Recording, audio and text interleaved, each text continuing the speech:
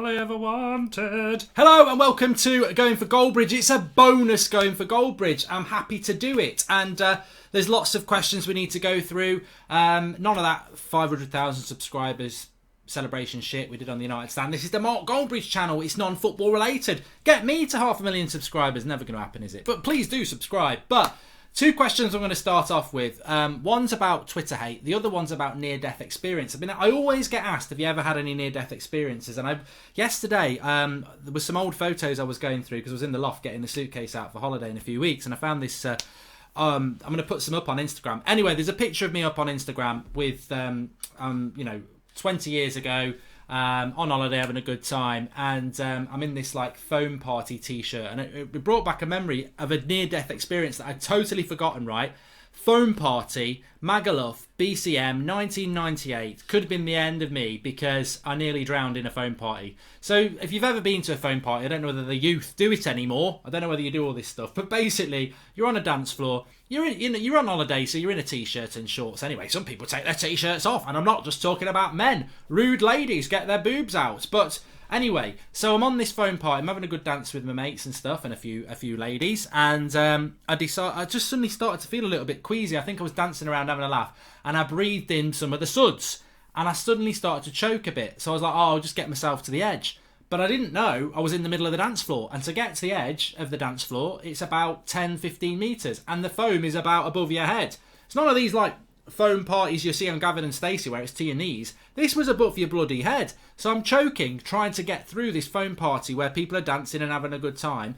And every step I take, not the Police, not that classic song, I'm taking in more suds. You know, I'm literally, if I trumped, bubbles would come out. So I'm literally nearly on my last breath. I'm like, this is going to be my last attempt to get some oxygen into my lungs, and then I'm going to collapse and get trodden on. At least I'll be clean when they find the body with all the soap. But I actually do just sort of like come out that, you know when you've gone too deep in the pool and then you come back up and you're desperate for air. I just did get out and managed to breathe. And I went and sat down on there, and my mates come and found me about 10 minutes later, and I tried to tell them what had happened, and obviously they were pissed trying to pull women. They didn't understand the gravity of what had happened. But that was one near-death experience. Foam party drowning. I mean, at least it would have made the front page of the Sun. Anyway, let's crack on with some of your questions. What's your favourite type of cheesecake, says Fletch. From near-death experience to favourite cheesecake. You know what? Over the years, I've gone up. Cheesecake for me, it's a mood sort of thing.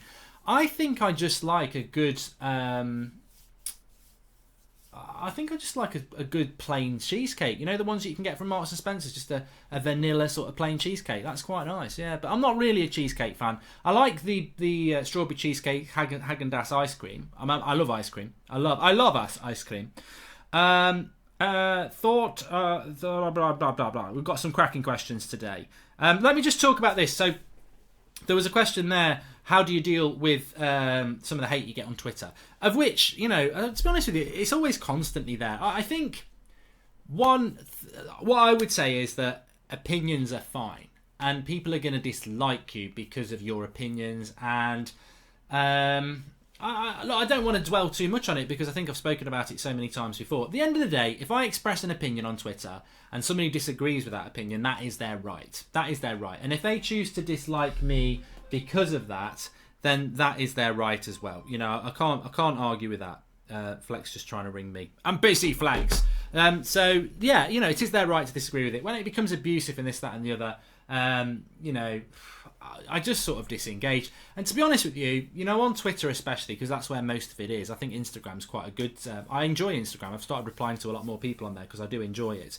But with Twitter, you get a lot of people who are faceless. Martial pictures or Guardiola pictures. Nothing against that. That's football Twitter. But it's very difficult to engage in a negative comment with somebody who you just don't know who they are. They could be a 12-year-old from India, a 59-year-old from Canada, or a 25-year-old female from Mexico. Who knows who they are? But the perception, I think, with a lot of people is, oh, they're Manx from Manchester hardcore. I think even I sort of fall into that trap sometimes.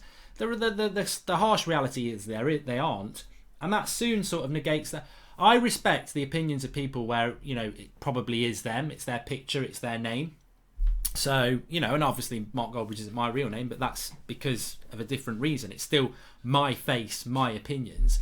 But people who don't have that, nothing against it, but it doesn't really have the gravitas for me, because it's not real. I don't know what it is. I don't know what's behind the picture of Guardiola. I don't know whether you're it's a joke, you're a keyboard warrior, you're only 8 years. I don't know who you are. So your opinion doesn't really resonate, if that makes sense, when it's a nasty, abusive one.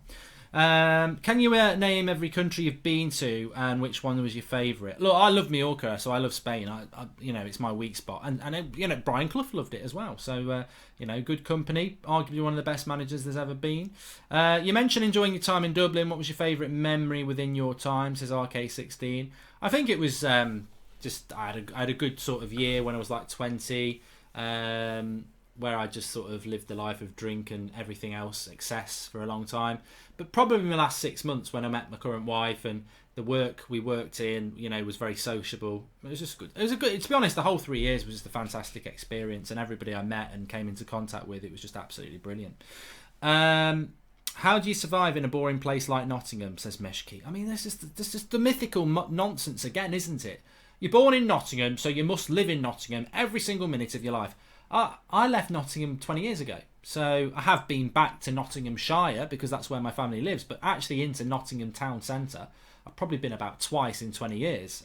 It don't define me, man, and it probably is a really boring place compared to some of the places I have lived, but don't diss Nottingham, people live there. What celebrity would you go on a date with, says Leves? I'd probably, I'd probably go on a, I mean, it wouldn't be a date, I nearly fell into the trap then. I wouldn't want to go on a date with any celebrities because I'm happily married, but I'd be intrigued to go on a dinner date with somebody that I respected. Yeah, but so I don't know who I respect though, it's hard. Where do you see yourself 10 years from now, says Lewis Foster? Hopefully still alive. I think, I know that sounds like a little bit of a joke, but that is true. I think I sort of used to go into, this is way before the United Stand, so here's an insight to me. I used to keep a diary I try and write it every day, very difficult. I haven't done it for probably 5 years because 3 kids, wife, family life, home, United Stand. Finding half an hour a day to sit there with a glass of wine and write my diary for the day or every other couple of days is very, very difficult. But what I used to do on January the 1st is I'd sort of set targets for the year, and then I got to the point where I was actually like, you know what?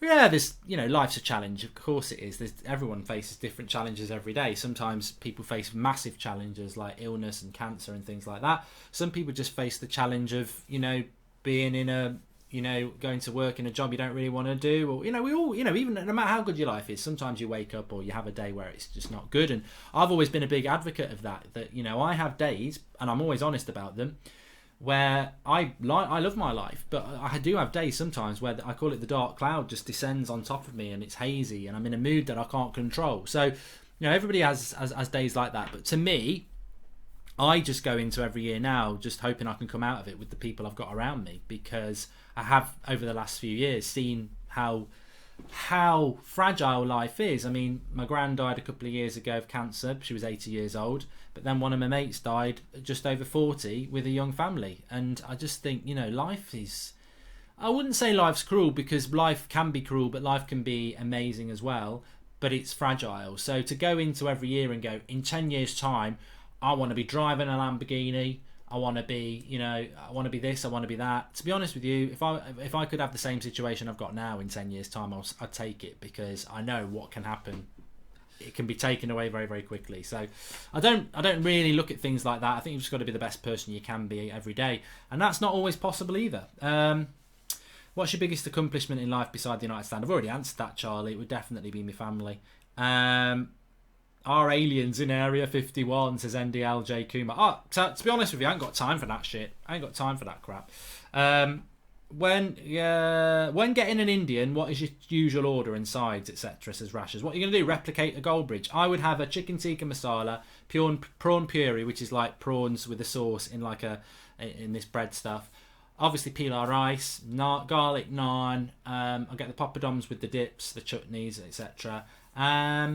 And a mushroom bhaji or something like that. So yeah, that's my traditional stuff. Yeah. Biggest regret in life, says Oscar. Regrets, I've had a few. Biggest regret in life, I cannot regret anything that's happened. I don't really deal in regrets, actually, and I can't regret with where I've ended up. I don't regret anybody who's gone out of my life, whether it's death or not, because they know what I thought of them, so I don't have any regrets there. And by that I mean, like, the people who've died who I care about know I cared about them, and the people who are not in my life because I don't like them, they know why. You know, it still can be mended, but they know why. I don't like to leave the ball in my court. I mean, this is something I would always say to people, is like, when you've got stressors, we've all got stressors, but I always look at it as a game of tennis, and if you're holding the ball, then you're holding the stress. Bat it back. So if something annoys you at work because somebody spoke to you in a bad way, or they're annoying you in a bad way, they might not know that. You're holding the ball. Bat it back and tell them. And then if they still do it, well, just keep batting it back. Don't hold the stress on you. So that's why I try and make it clear how I feel about things. So regrets, I don't really have any. I suppose as a football sort of United Stand element, I do regret the football thing, because, you know, even now playing for United Stand, I'm, you know, touching 40, and I just, even if I got my fitness levels up, there's no future in it. You know, you're playing against lads in their 20s who've got 10, 15 years on you, and fitness does matter. That's why, you know, Ryan Giggs is still a good footballer. He just hasn't got the legs for it, and I certainly haven't now. So I sort of wasted my football career between the age of 23 and 40, where I am now. That's a regret, because I was always quite good at football, and most importantly, I loved it. And then I think, going back even further, I can't regret, because it makes you who you are. So I don't really regret it, but I do think, with the mindset I have now, if you'd put that onto my head on my shoulders, even at 14, I think I would have played professional football. I'm not saying Premier League football. I'm not even saying Championship football. Maybe League 1 or 2. But I would have been over the moon with that. And I certainly had the natural ability to do it. Had the engine to do it. I firmly believe that, and nobody else. I don't really give a shit whether anyone believes it or not, because the obvious answer is, oh yeah, bollocks, this, that, and the other. But I was a ridiculously. I'm not going to say ridiculously talented, although I was good. But I was ridiculously, painfully shy in those circumstances. And shy, if you don't know what it means, I lacked confidence. Playing down the park or playing with people I knew, good. But throw me into a trial. I mean, I had a couple of trials, and I just didn't really want to be there, because. And then when you are playing, you're not playing with confidence. You're not expressing yourself. And yeah, I that would be a totally different me now. But then again, working through that journey of being quite low on self-confidence to where I am now was the journey that gets you where you are. So I don't really have regrets. I just think, you know, football has always been a big part of my life, and I should have done more with it. But, you know, it is what it is. Do you believe we live in a computer simulation? No, I don't, Jameson Stavanak. So there we go. What's your favourite food? I do like pineapple. I like pineapple on pizza, Karen. So if you get the joke, you get the joke. What's your favourite vacation? I've already done that. Mallorca. I really like Mallorca. Do you think Amber should get back with Michael on Love Island tonight? You know what? Why? I don't. I always thought yes, but actually she can't trust the guy, so she shouldn't go back. Bruce Willis or Harrison Ford? Definitely Harrison Ford. Passat Jawara. Thoughts on Peaky Blinders? Looking forward to it. Had the premiere in Birmingham, actually, just up the road last night. What was your favourite thing about Irish people, says Manchester United Ireland? Oh, I don't judge people on where they're from. No, I'm not falling into that trap. I liked Ireland. There's a good crack over there. I like the fact that you can walk into any bar in Dublin at pretty much any time, any day of the week, and there's people in there. You know, if you go into even the most popular bar around where I live, on a Thursday lunchtime, there weren't many people in there, but in Dublin it's part of their community, and I liked that as a drink. Somebody used to drink a lot in my early 20s, so yeah, there's a good crack to be had, and I liked living there. It was vibrant. I loved it.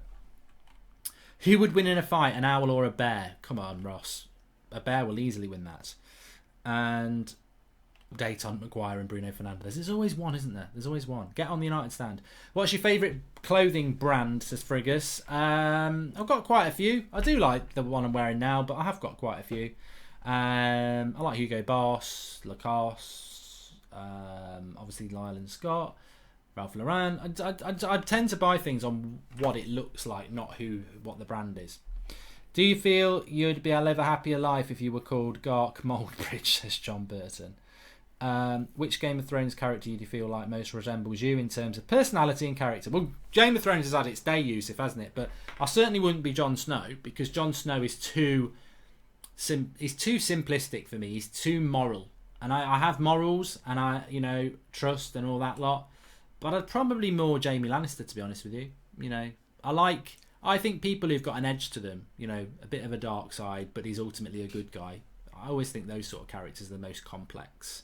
The Game of Thrones in the early seasons, I thought the last season was shit, but the early seasons, Game of Thrones was a good life lesson, because it was like, if you play, to be on the throne, you've got to play the Game of Thrones. You've got to understand that there are evil people out there who are backstabbing and spreading lies about you. And if you're just too moral and too good, you will end up with your head chopped off like Eddard Stark. So I think Game of Thrones in its first few seasons, when it was a popular show and it was well written, was a very good life lesson that, look, you can be the greatest person, the nicest person out there, but nice people don't, sometimes they get trodden on. Sometimes they get stabbed in the back. Well, in fact, a lot of times they get stabbed in the back. You've got to understand that there are some shits out there, so to speak.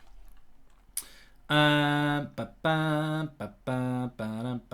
of Dallas there. Bit of Dallas. Ice cream from a tub in a shop, or ice cream from an ice cream van? I prefer the tub shop's ice cream, to be honest, Connor. I've gone off ice cream. You know what? I'm going to be really controversial here. Yeah, I think your palate changes as you get older. I don't really like McDonald's anymore. Oh my God. Can't believe it. I don't. My oldest daughter wanted McDonald's for her birthday. So we had to get a McDonald's because it's her birthday. My middle daughter, when it's her birthday, she likes a curry. And I much prefer her birthday, because I'm like, curry, it's nice. You get plenty of it. McDonald's, But then again, as a kid, I wanted to work in McDonald's, didn't we all? I loved it then. But now I just find it's okay, but it's just, I just don't know. I just don't like it. And it's the same with ice cream van ice cream. I used to like it when I was little, but now give me a tub of Häagen-Dazs any day over that crap.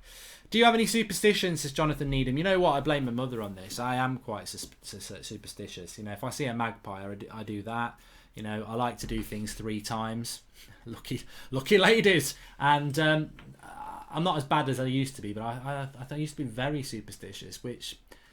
The trouble with superstition is everyone says, it's a load of nonsense. But if you are superstitious, if you don't do that thing, it makes you feel like something bad's going to happen. So, it's like, I think it was Paul Ince used to wouldn't put his shirt on and was always at the back of the line when he came on the pitch. It's a superstition. And they are stupid, superstitions are, yeah. But as somebody who's had them and still does them in certain cases, you only do it because you think something's not going to happen right if you don't do it. It's funny. Anyway, it's a quick Going for Goldbridge. I hope you've enjoyed it. Thanks everyone for watching. Make sure you're subscribing, dropping a like on the video. The show is only going to be as good as the questions we get. Make sure you follow me on Instagram, because I've got some old pictures of me going up today. One of them, I think I was 16, Oasis. The hair is crap. It's going to blow some minds on that. So I think it's at Goldbridge Mark on Insta. Make sure you subscribe on here. We'll be back again next week. The podcast's going to be coming back soon as well. So lots to get involved in here. And I do like it. I do like doing it. But as I said, good questions will make the show better. So I'll speak to you soon. Thanks for watching.